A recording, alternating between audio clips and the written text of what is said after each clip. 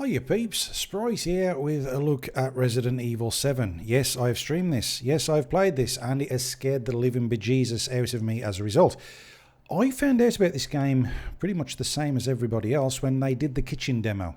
This was like a VR demo where people sat in a room, they had their hands tied to the table like that, they couldn't really do anything, and then the horrors in the darkness came and took things away. It was very scary, and the elation when we realised that it was part of the up-and-coming Resident Evil game was something else. Then they did the beginning hour, didn't they? Was that exclusively on the PS4?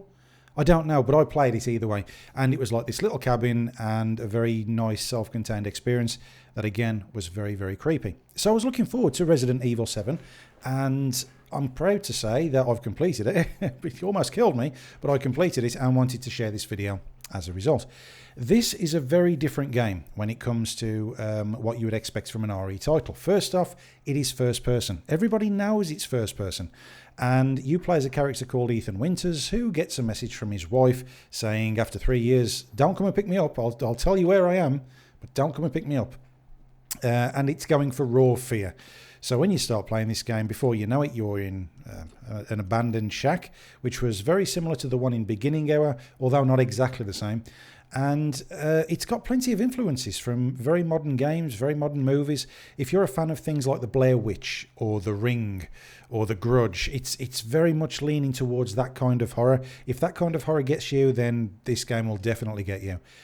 Admitted, it is a lot more serious as well than previous Resi titles. There's now Jill Sandwich kind of lines, but there is just that odd little bit of hamminess thrown in here and there. So it's quite good.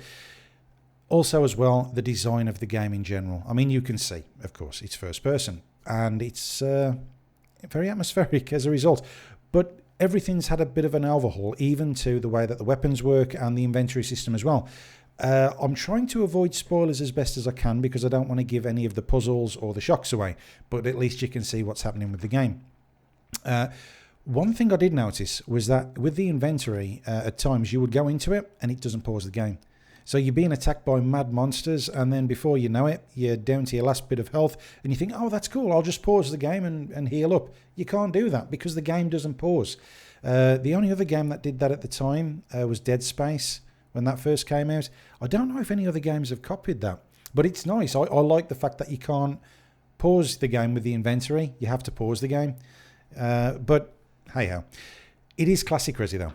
It's got puzzles, it's got boss battles, and it's got enemies, and it's got the pacing that you would expect from a Resident Evil game, going through an area, unlocking doors, and then sometimes maybe having to come back to them to go and do other doors that you previously couldn't get to. It is the classic Resi staple. And it is action, but it's mostly horror and puzzle. There are action parts in it, for sure. There are action parts in it when you've got a beefed up arsenal and you're going up against enemies. However, the one thing I would say, there's not that many enemy types. I believe that there are 3. There's like this great big tank version. There's the regular mould, that's the name of them, the mould.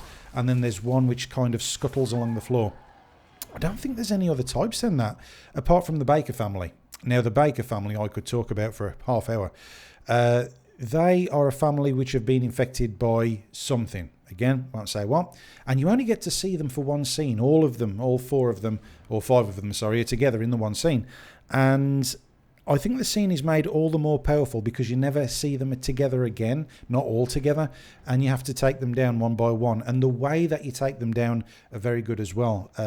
It might be an action takedown, just fighting them, or it might be to do with puzzles. And again, if you've seen movies like Saw, you won't be disappointed with this because, it leans heavily into that kind of horror. But the 3 things that stood out for me with this game, the first one being the sound design. There are elements to this game where you will get a sound and like almost look around because you think, where the hell did that come from? You know, and it could be up or down or at the back. Very, very well done. The other thing, as I say, is the Baker scene when they're all together. There's not that many scenes I can think of that leave that much of an impact in any kind of game. That's why in all the trailers or all of the reviews it shows it. I won't be showing it here, but I'm sure that you've all seen it. And last but not least is the VHS sections. The VHS sections are really, really good ways of getting you to go to an area that you may not have been to yet or that you've already visited, and it puts a slight slant on the action or the puzzle, and it puts a different take on it, and it's a good way of fluffing out the game but without making it seem illogical, because at the end there'll always be a payoff. You'll get the location of a secret, or you'll get the way to solve a puzzle. There will be something at the end of it as a reward, and I do think you can actually skip them as well, but they are terrifying. They're really good. Whether it's the VHS effect or going back to the ring again, I don't know. There's just something about it that's really, really good. The section that you're watching now, where it's on this great big boat, it's kind of the weakest part of the game, and I think that's because it's mainly focused on action.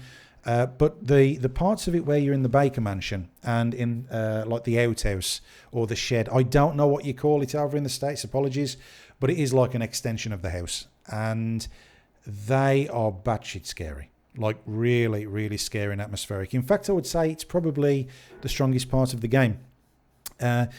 And it's where the game shines, when you've got part puzzle, part action, and it's 100% atmosphere.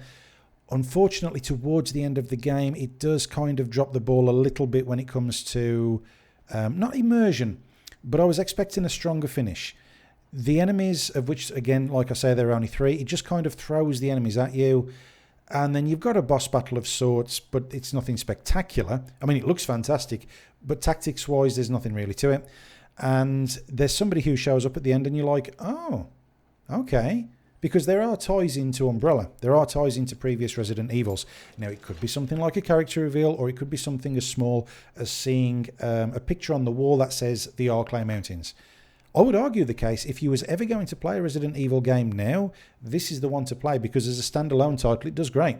Gives you all the information that you need, gives you all the storyline that you need to follow, and anybody could play it. You know, then the lore wouldn't be lost on them. And the last thing I have to say is the graphics, they do look outstanding. Whether it's the fact that you've got this slight curvature on the lens when you're playing, whether that's the case, I don't know. But there are times when you shoot an enemy or you've got the flashlight on and you could pause it, and with the soft focus and the way that the light's shining, you could genuinely print it out and show it to a person and say, is that real or is that computer generated? And I think people would have a hard time telling the difference. The graphics do look that good at times. I am impressed. Definitely impressed. If you're into horror, give this game a go. I don't think it will let you down. So yeah, Vertical Sprite, Resident Evil 7. Be sure to +1, thumbs up in all the usual places. You can find me at twitch.tv/Vertical Sprite or over on YouTube, same username. I'll catch you later, guys.